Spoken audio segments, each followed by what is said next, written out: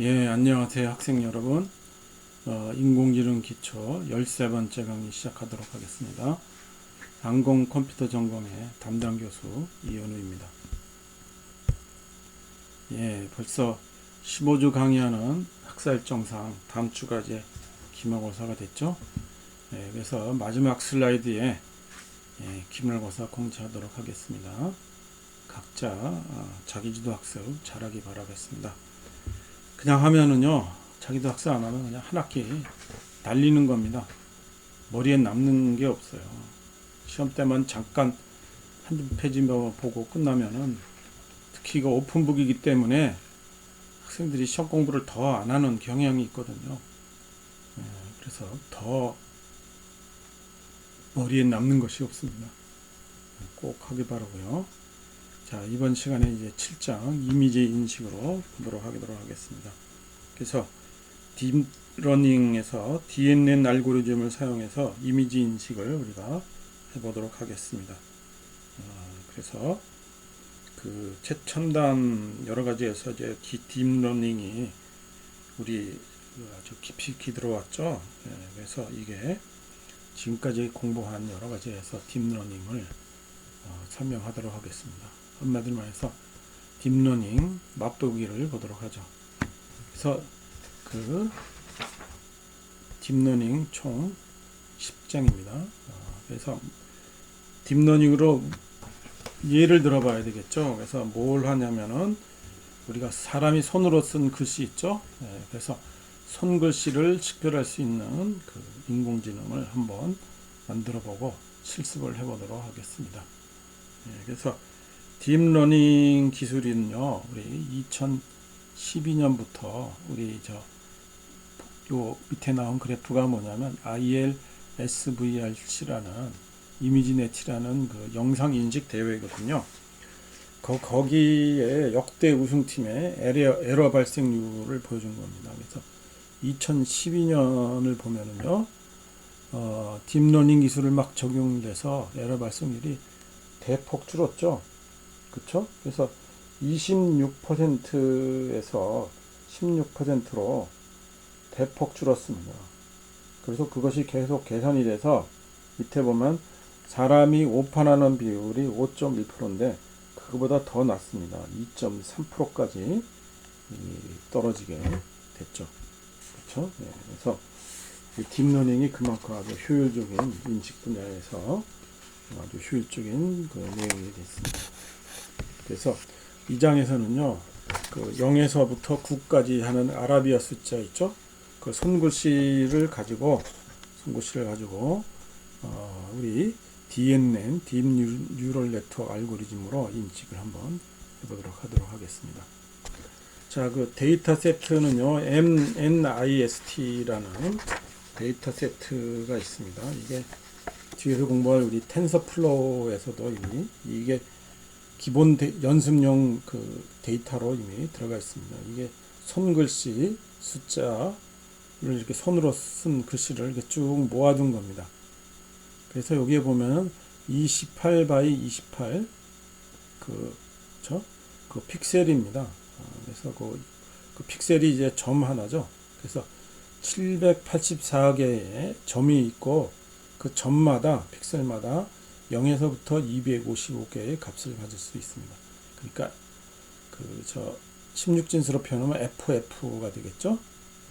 그래서 우리가 그 레이블을 이렇게 다 붙여놨습니다. 그래서 레이블 5 하면은 이게 정답이 5란 얘기죠. 레이블 0 하면은 그 손으로 쓴 손글씨가 0이라는 뜻이 됩니다. 그렇죠? 그래서 정답은 이미 다 알고 있는 상황이죠. 그래서 이걸 한번 보겠어요. 이미지를 이렇게 보면은요, 이게 0으로 쭉 돼 있다가 이렇게 된 거 보입니까? 5라고 된 부분이죠.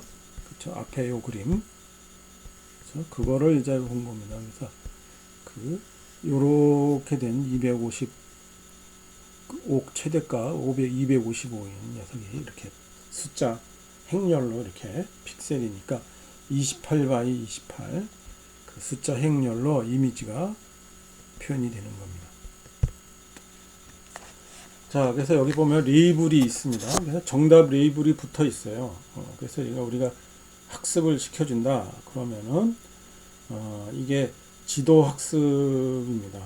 그래서 이게 교사가 있는 학습과 교사가 없는 학습이라고 됐는데요. 이게 그 지도 학습은 이렇게 지금 교사가 있는 학습은, 그러니까 지도 학습은 정답 레이블이 붙어 있는 겁니다. 그리고 교사가 없는 학습은 우리 책에서 다루지 않는데요. 정답 레이블이 붙어 있지 않습니다. 그래서 인공지능에서 이렇게 활용한다 해서 소개한 주성분 분석은요, 교사가 없는 학습, 비지도 학습에 해당됩니다. 그 다음에 이 두 가지에 모두 해당되지 않은 강화 학습이라는 방법이 나왔습니다. 이건 여러분들 알파고 이거 유명하죠? 그래서 이게 알파고는 우리 게임의 규칙을 가르쳐 주는 거잖아요.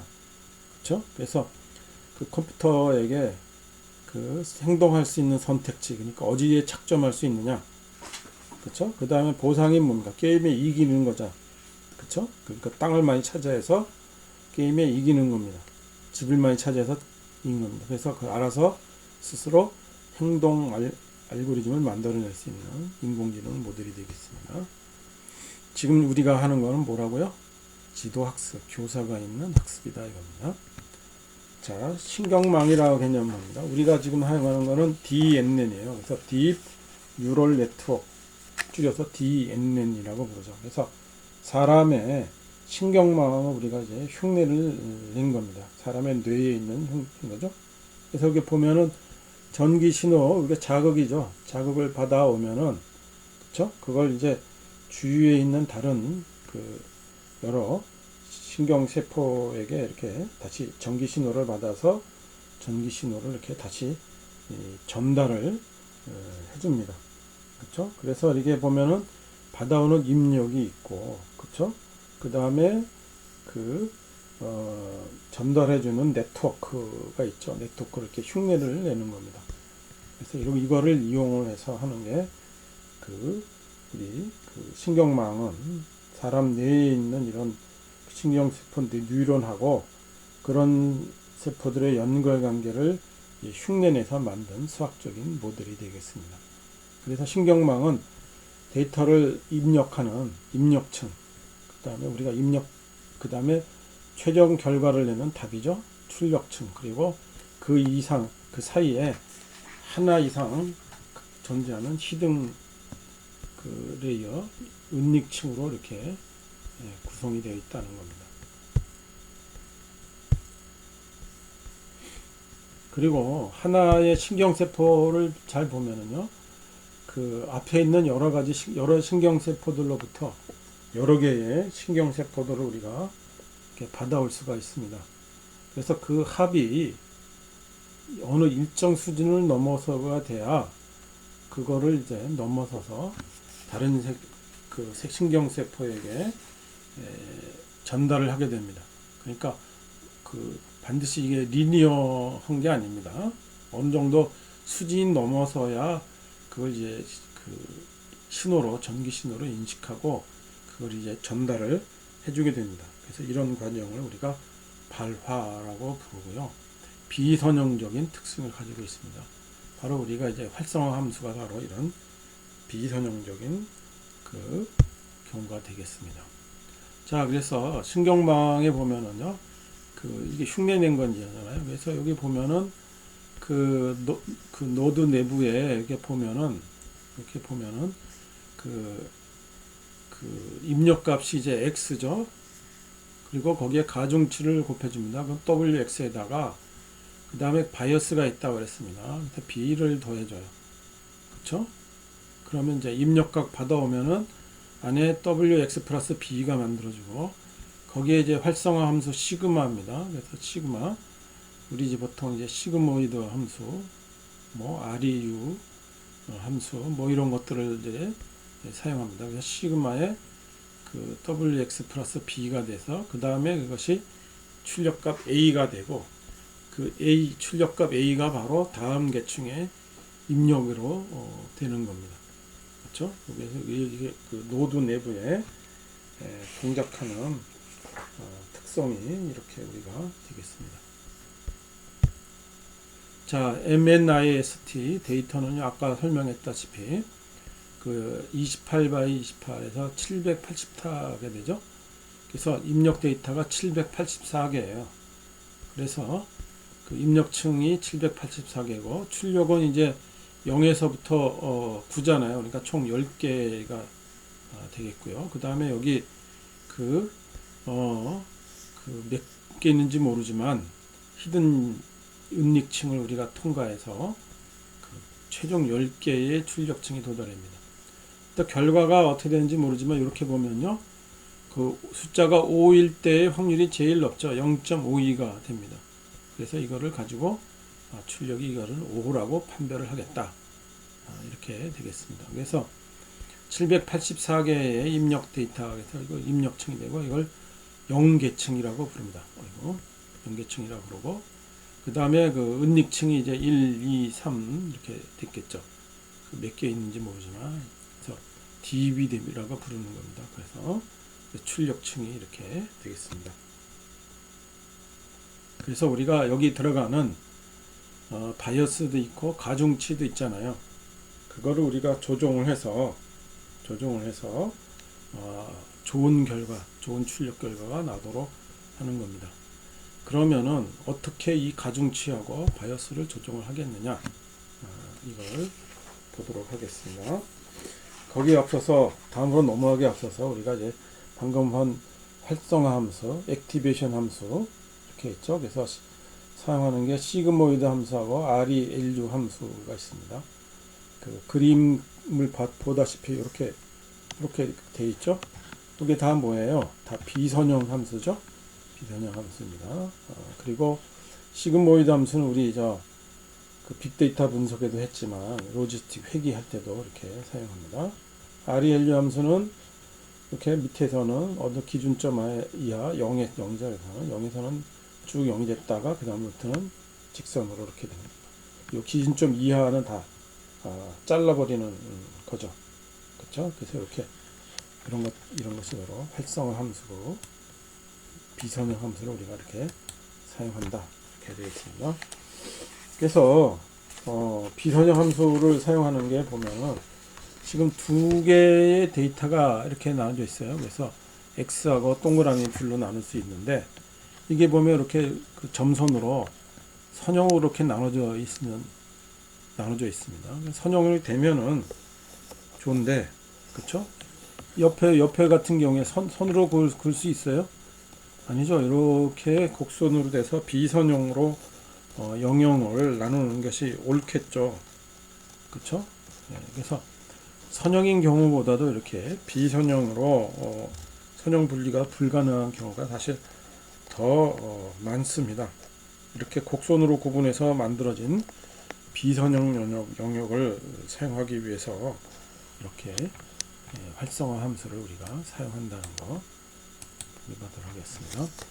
자, 이제 그 DNN을 다시 하면은 우리가 이제 그 DNN 중에서 우리 그 은닉층을 여러 개를 사용하는 겁니다. 그거를 우리가 DB라고 쓰고 있습니다.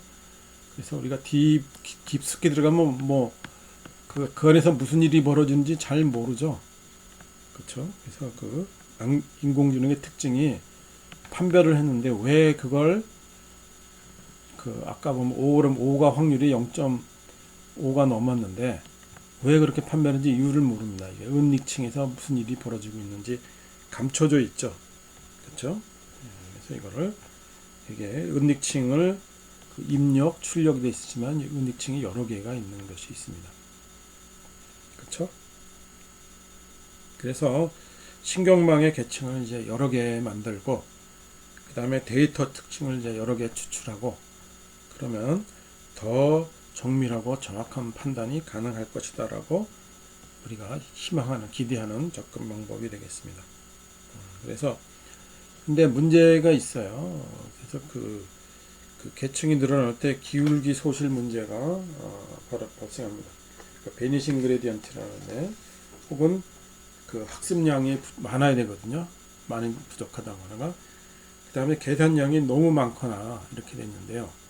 기울기 소실 문제 같은 경우에는 RELU, 그 다음에 드롭아웃 뭐 이런 기법으로 기울기 소실 문제는 해결이 됐고요.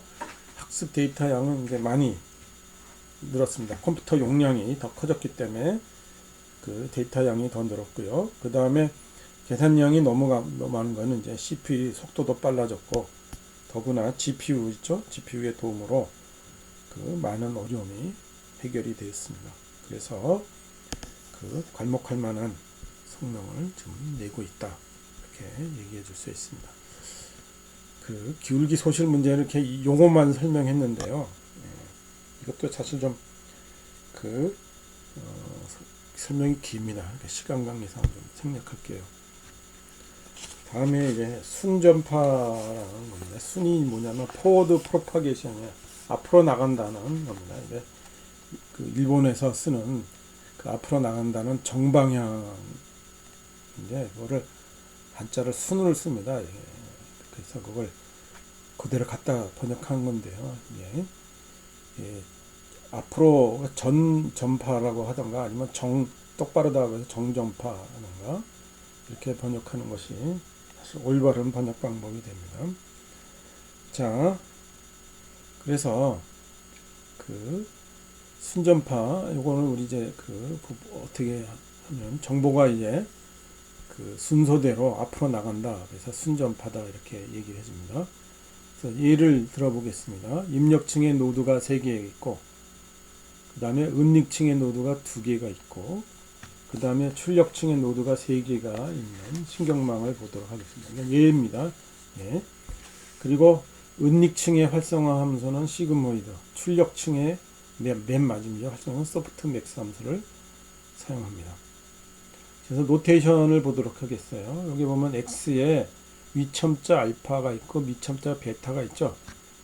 알파는 이게 계층 번호입니다. 어느 계층이 있느냐, 그렇죠? 밑에 베타는 노드, 몇 번째 노드가 있느냐, 이렇게 되겠습니다. 그리고 가중치 W에 보면 감마가 있었죠. 그리고 맨 위 알파는 다음 계층 번호가 되겠고, 다음 계층의 번호, 베타는 다음 계층의 노드 번호가 되겠고, 감마가 이전 계층의 노드 번호가 되겠습니다. 그 다음에 이제 B가 바이어스죠. 그래서 알파가 다음 계층의 번호, 다음 계층의 노드 번호가 되겠습니다. 그 다음에 활성화 함수 시그마는 계층 번호를 붙여준다는 거. 이게 노테이션입니다. 우리 표기법. 이거를 기억해 두겠습니다. 그래서 X에 2에 2 이렇게 붙어 있죠. 그러면 2번 계층의 두 번째 노드다, 이렇게 됩니다. 그렇죠? W1이다. 그러면 신경망의 1계층이고, 그 다음에 이 밑에 2가 있죠. 두 번째 노드가 됩니다. 그 다음에 이게 1계층이니까 그 앞에는 뭐예요? 0계층이겠죠. 그러니까 0계층에 3이 붙어 있으니까 세 번째 노드의 출력 값에 곱해지는 가중치가 되겠습니다. 그래서 이게 층이 3개죠. 그래서 입력, 그 다음에 은닉층 1계층이 되겠습니다. 출력층이 2계층이 되겠죠. 이게 0, 1, 2 이렇게 됩니다. 그렇죠? 그래서 위에 X0가 다 붙어 있죠. 0계층이고, 그 다음에 1, 2, 3은 이제 노드 번호가 되겠습니다. 자, 그래서 여기 이렇게 보면은 이제 입력층을 받아오죠. 첫 번째 입력층에서 보면은 그게 바로 입력층에 받아온 게 바로 출력이 되죠. 그렇죠? 그래서 둘이 똑같습니다. 그렇죠? 제로에서는 입력값이 바로 뭐예요? 바로 들어온 거에 들어가는 거니까 출력이 되는 겁니다. 이렇게. 그렇죠? 네, 그래서 A01 X01이 A01과 똑같다. X02가 A02와 똑같다, 이런 겁니다. 둘은 그래서 이렇게 갈라서 똑같이 돼 있죠. 그렇죠? 거기에 이제 가중치가 붙어 있죠. 바이어스 B1에 2 이렇게 가중치가 붙고 B1에 1, B1에 2 이렇게 되어져 있습니다. 그렇죠? 가중치가 붙어져 있었고, 그래서 입력값 A에다가, 그렇죠? 가중치 W를 곱해주고 바이어스를 곱해주는 겁니다. 그렇죠? 거기에다가 뭐예요? 활성화 함수 그거를 우리가 이제 곱해줘야 되겠죠. 자, 그래서 은닉층에 들어간 녀석이 그 다시 이제 출력층에 가는 여기다가 또 바이어스의 그 가중치 거기다가 활성화 함수 이렇게 곱해줘서 최종 결론이 나오겠습니다. 그렇죠? 그래서 은닉층의 입력값, 은닉층이 두 개가 있었잖아요. 두 노드가 두 개 있었죠. 네, 그래서 이런 식으로 쭉 되겠습니다. 그래서 행렬 표현을 해주면은 이렇게 표현이 된다. 자세하게 설명 안 하겠습니다. 이게 앞에 수학을 공부했으니까. 그리고 시그모이드 함수를 우리가 사용합니다. 시그모이드 함수를 사용하고요. 그 다음에 맨 마지막에 그 출력층에서는 그렇죠? 맨 마지막에 출력층에서는 소프트맥스를 사용합니다. 소프트맥스는요, 이게 그 입력이 x가 x1, x2, xn이 들어갈 때 출력 y1, y2 이렇게 할 때 그 다 분모가 익스포넨셜 x1 더하기 익스포넨셜 x2게 다 전체가 다 더하고 그 위에 익스포넨셜 xi죠. 그래서 yi를 다 더하면 뭐예요? 1이죠. 그래서 요게 yi가 나올 그 확률이 되는 겁니다. 그렇죠? 그래서 그 소프트 맥스 함수를 이렇게 사용을 해서 활성화 함수 확률을 계산을 해보는 겁니다. 그렇죠? 그래서 비선형 변환이 두 번째에서도 마찬가지로 이게 바이어스 그 다음에 W가 가중치 그래서 X2의 1 이렇게 되고 여기다가 뭐예요? 그 소프트 맥스를 사용해서 이게 이제 출력이 이런 식으로 되는 겁니다. 그렇죠?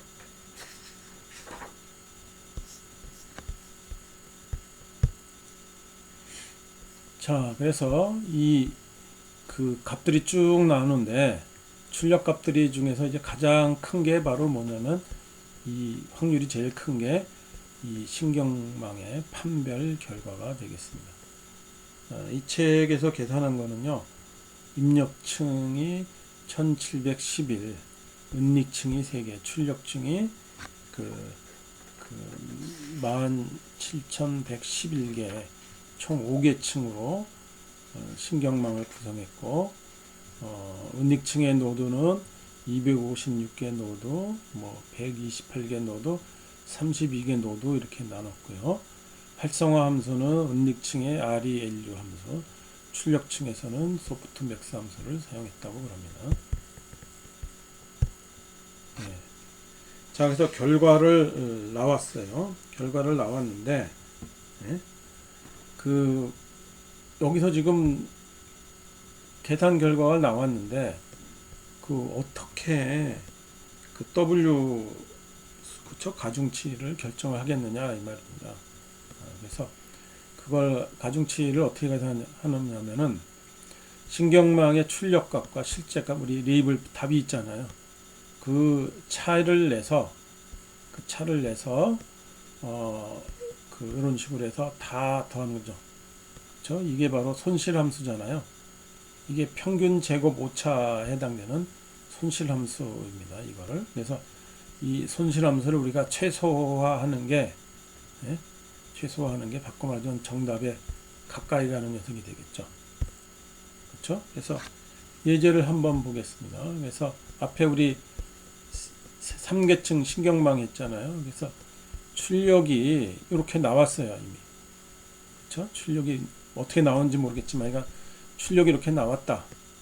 그렇죠? 여기 바이어스도 있고 다 있습니다. 그 정답 T는 0, 1, 0입니다. 이게 정답이 돼야 되는 거예요.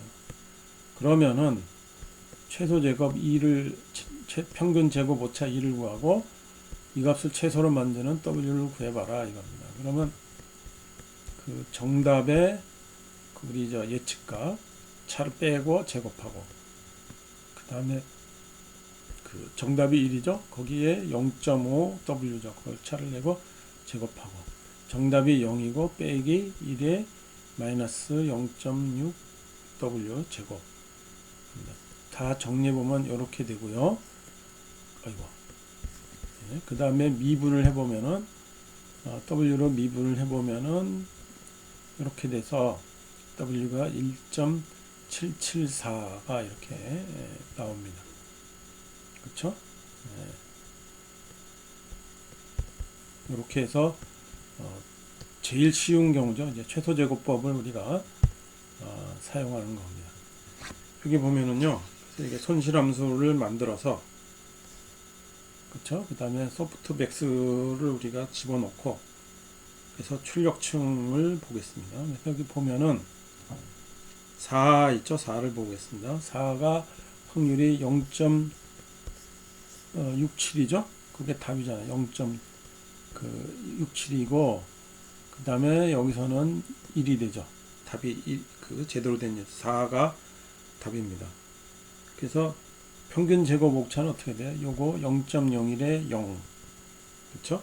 빼고 제곱 그 다음에 0.02에 또 0이잖아요. 둘을 빼고 제곱 이런 식으로 쭉 다 하는 겁니다. 다 해보면은 얘라 그 평균 제곱 오차가 0.0664 이렇게 나온다고 그래요. 이 경우에 한번 우리가 이제 그 손실함수를 한번 값을 계산을 해본 겁니다. 이렇게 계산이 된다는 거 그걸 보기 위한 겁니다. 이게 정답은 이렇게 아니에요. 그 다음에 어떻게 개념을 알겠죠? 손실함수에서 그 아까 방금 전에 이제 변수가 W 하나였잖아요.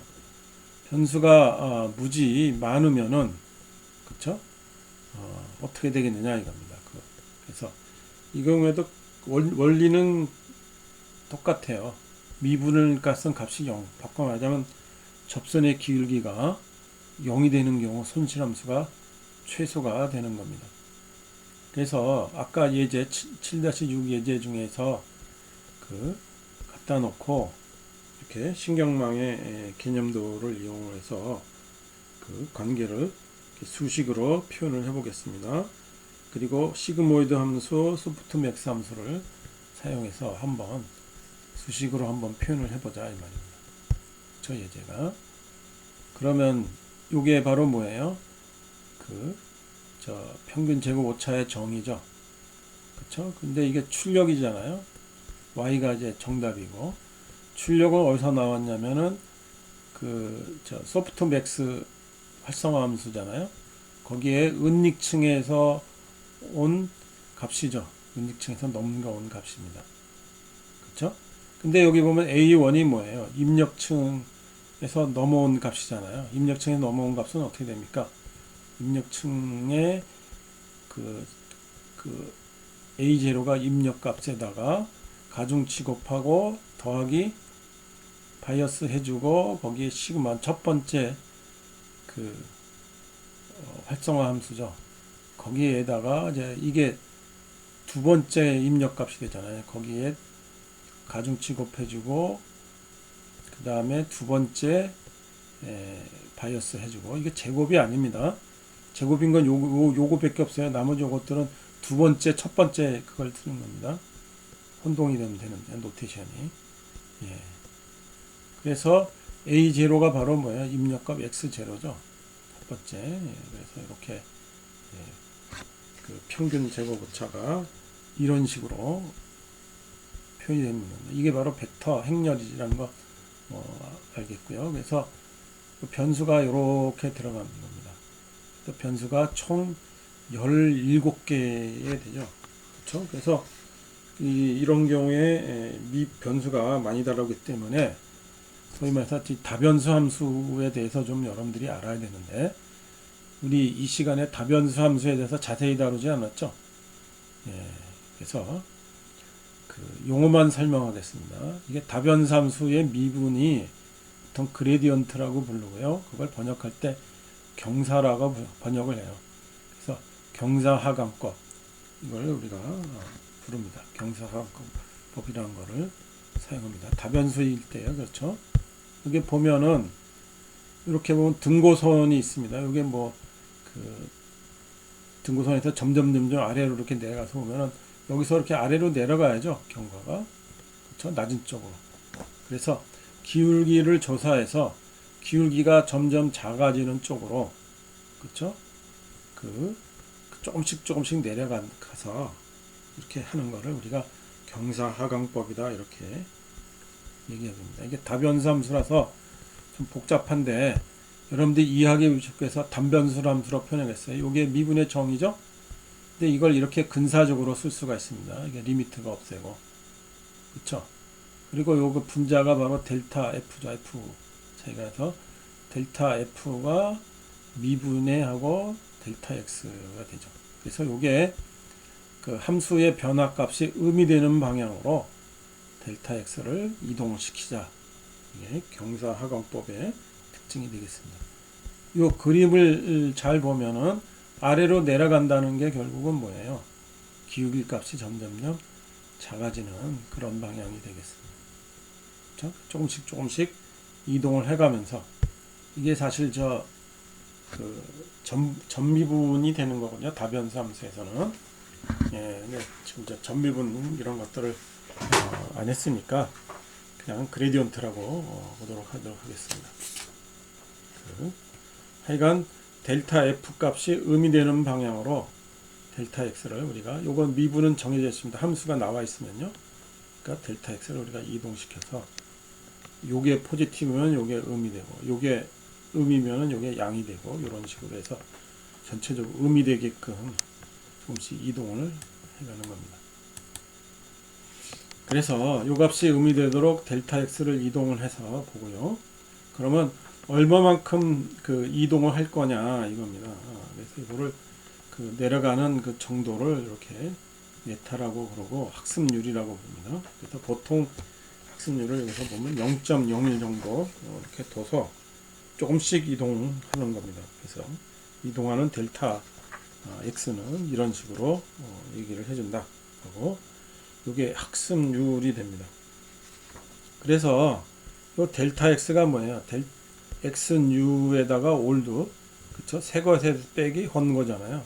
그러니까 옛날 값 헌값에다가 요거 학습률하고 미분값을 계산한 거, 이거 X 올드에서 계산한 값입니다. 미분이.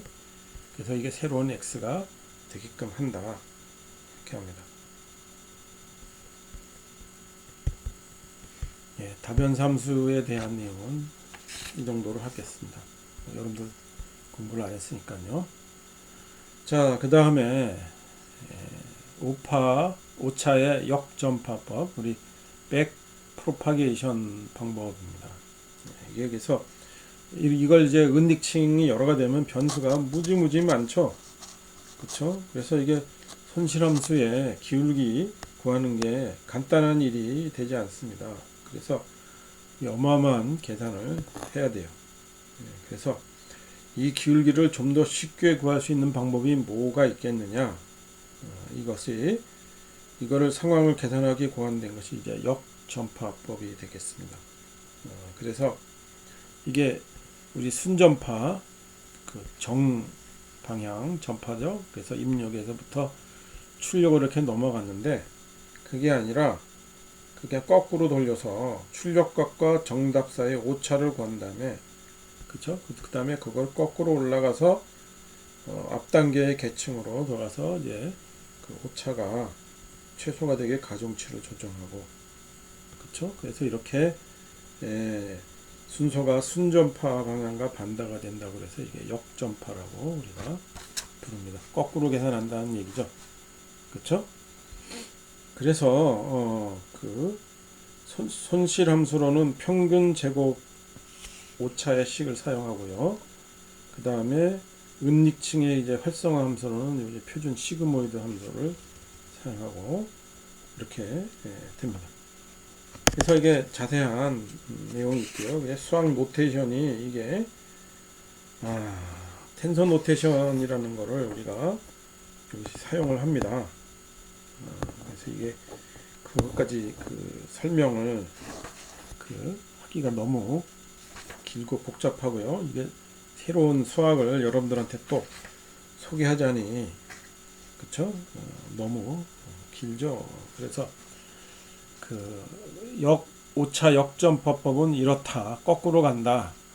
그래서 그 거꾸로 가서 가중치를 더 빨리 쉽게 계산하자.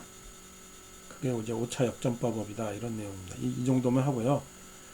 새로운 수학을 여러분들한테 그 새로운 이제 텐서 노테이션을 여러분들한테 하기는 좀 너무 시간이 없습니다. 그렇죠? 그래서 이게 그 설명은 생략할게요. 여러분들 교재를 한번 보기 바라겠습니다. 관심 있는 학생들은 좀 보시기 바라세요. 자, 그래서 요약 정리를 한번 해보겠습니다. 그래서 처음에 이제 손실함수를 구하고 그 다음에 가중치, 바이어스 이렇게 되고요. T가 이제 정답이 되겠고요. Y가 신경망의 출력이 되겠습니다. 그래서 손실함수를 구하고 그거를 최소화한다. 그래서 W와 B를 구한다 이거죠. 순방향. 그 다음에 경사하강법을 이용을 해서 손실함수의 값이 작아지는 방향을 확인한다는 내용입니다. 그 다음에 이제 오차 역전파법을 사용해서 가중치를 결정해 줍니다. 거꾸로 계산해 준다 이거죠. 그렇죠? 이 단계를 결정을 거치게 됩니다. 그래서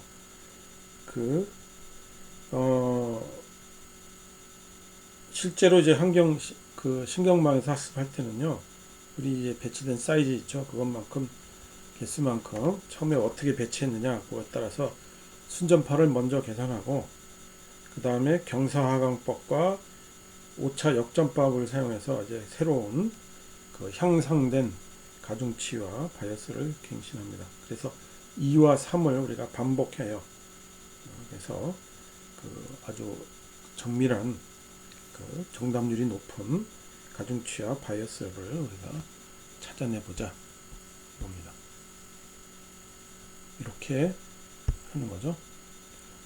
자, 그래서 다 만들었어요. 그래서 그 완성된 모델이 있겠습니다. 그래서 모델을 가지고 평가를 해봐요. 근데 할 때 홀드업 검증법을 사용했습니다. 홀드업법은 이제 그 M리스트에서 만장의 테스트 데이터를 따로 빼놨다고 그랬잖아요. 그래서 테스트를 해봤더니 그 정답률이 89.84, 그러니까 약 90% 정도 정답률이 얻었다는 거고, 이 정도면 상당히 정확하다는 겁니다. 그렇죠? 그 다음에 드롭아웃법이라는 것도 소개가 되어져 있습니다. 그래서 그 과학습을 피하기 위해서 이제 정규화를 했잖아요. 그렇죠? 근데 거기 대신에 이제 드롭아웃법을 사용해서 그 무작위로 그 노드를 우리가 제거를 해주는 겁니다. 그래서 무작위로 드롭아웃을 0.2를 잡았다는 얘기는 무작위로 20%의 뉴런을 제거했다는 겁니다. 네. 그래서 이렇게 향상된 데이터를 얻을 수 있다는 내용입니다. 네, 모델 평가하기는 이 정도로 우리 하고요. 이게 우리 그 손글씨 인식 프로그램 예제입니다. 이게 참고 자료입니다. 이게 뭐냐면 이제 텐서플로우를 사용한 거예요. 그래서 import tensorflow as tf. 여기서 텐서플로우를 불러와서 그거를 tf라고 하자 이겁니다. 그 다음에 nlist 있죠? 이거는 이제 텐서플로우에 있다 그랬습니다. 그래서 tf.keras. 이런 식으로 써서 그 텐서플로우에서 손글씨 데이터를 불러와서 nlist라고 하자 이겁니다.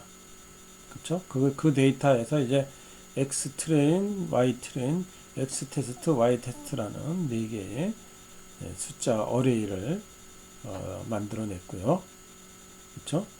그 다음에 xtrain, xtest를 이제 각각의 값을 256으로 나눠줬어요. 255.0으로.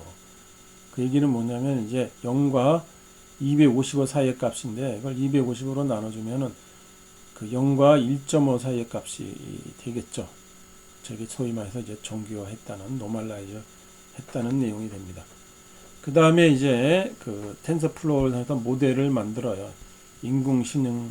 신경망 모델을 만들었습니다. 이게 자세하게 설명하진 않겠어요. 시퀀셜이라는 걸 사용했고요. 그 다음에 플래튼이라는 거 했습니다. 이거는 이제 2x2 28x28 픽셀이잖아요. 근데 그거를 784개 1차원별로 배열을 한 거고, 그 다음에 그 액티베이션 함수는 첫 번째는 RELU, 두 번째는 이제 소프트맥스 이거를 우리가 사용했다는 거고, 그 다음에 모델 컴파일을 하겠습니다. 이것도 이제 설명하지 않겠습니다. ADAM이라고 하는 옵티마이저를 사용했다는 내용입니다. 시간 관계상 자세하게 설명하지 않겠습니다. 이렇게 한다는 거고요. 그 다음에 이제 트레인 데이터를 가지고 트레인을 하고, 테스트 데이터를 가지고 정확도를 평가를 합니다. 그러면은 이제 프린트를 해주잖아요. 그러면 값들이 쭉 출력이 됩니다. 그래서 얼마 뭐 여기 내가 보여주진 않겠어요. 근데 이건 이런 식으로 그 텐서플로우를 이용을 해서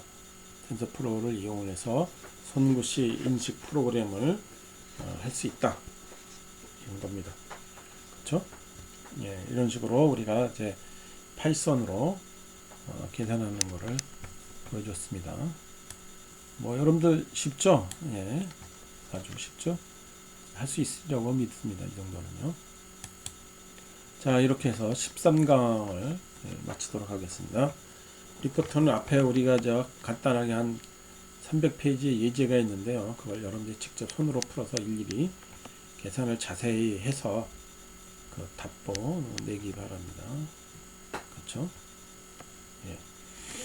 자, 이렇게 해서 대면 강의는 한 번도 못했지만 이번 학기는 마무리 짓도록 하겠습니다. 다음 주는 기말고사는요 6월 14일에서부터 해서 6월 18일 금요일이죠. 지금 이 강의가 여러분들 이제 보강주에 보고 있으니까 그 다음 주가 되겠습니다. 그리고 인공지능 기초는 수요일 강의니까 수요일 날 보죠. 그래서 수요일 오후 2시에서부터 3시 10분까지 되고요.